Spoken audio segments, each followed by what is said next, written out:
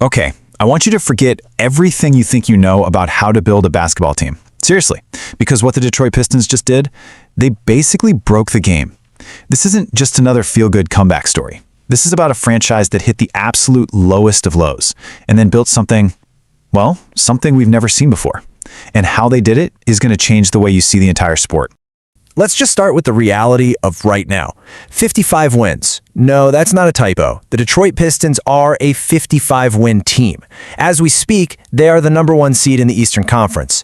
Now, that fact alone should sound completely impossible if you were paying any attention to the absolute train wreck this team was just a couple of years ago. So how in the world does that happen? How does a team that was literally the butt of every single joke in the league become the one team nobody wants to see in the playoffs? And do it in just 2 years? Yeah, that's the story we're about to unpack.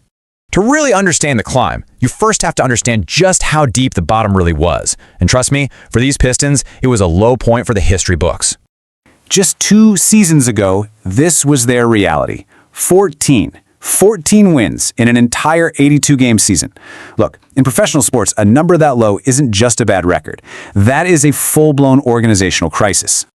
And here's the other side of that coin. 68 losses. This is the kind of record that gets GMs fired, coaches canned. It makes fans wonder if the team will ever be good again. But believe it or not, this wasn't even the worst part.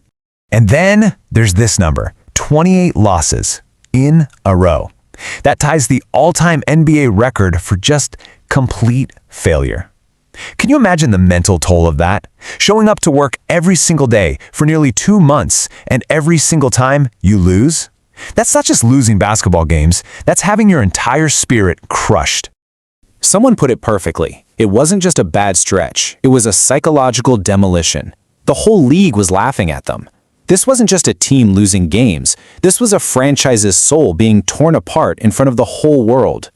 But right in the middle of that demolition, Detroit's front office made a decision. A choice that went against every single modern sports instinct you can think of.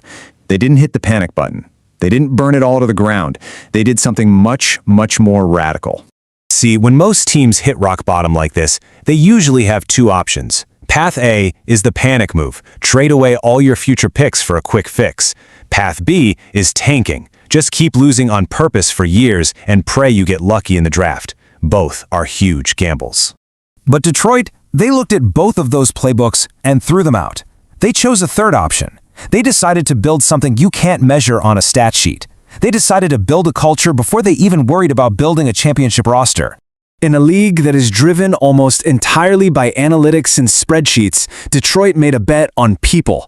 They bet on character, on resilience, on pure will. And you know what? In today's NBA, that is the most rebellious move a team can possibly make.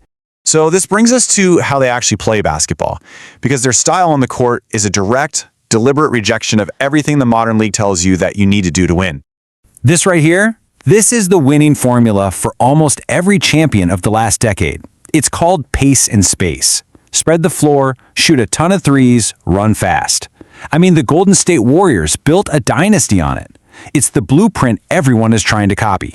But Detroit, they took that blueprint and threw it right in the trash. While everyone else zigged, they zagged. They're not going to outshoot you from 3, they're going to out-tough you. They win with gritty, suffocating, in-your-face defense and this collective mindset that they are going to make the other team's life an absolute nightmare for 48 minutes. It's not always pretty, but man, it is brutally effective. And just look at the result. 55 wins. They're not just a playoff team, they are the #1 seed, sitting above established powerhouses like the Celtics and the Knicks. The team that couldn't win 3 games in a row is now the team nobody wants to face in a 7-game series. So where does this wild story go from here?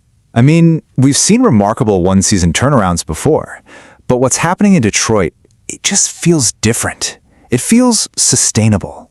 And you know, this comparison isn't made lightly. The slow, patient build, the focus on culture over flash, it really has echoes of one of the greatest dynasties in all of sports history, the San Antonio Spurs. I mean, think about it. The Spurs got their foundational piece, Tim Duncan, because they were bad enough to draft him first overall.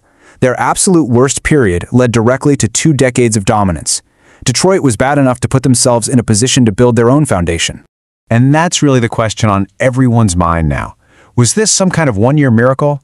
Or are we watching the birth of the NBA's next dynasty? What Detroit has built is not an accident. It's a blueprint. And you better believe the rest of the league is on notice. The only question is, what happens next?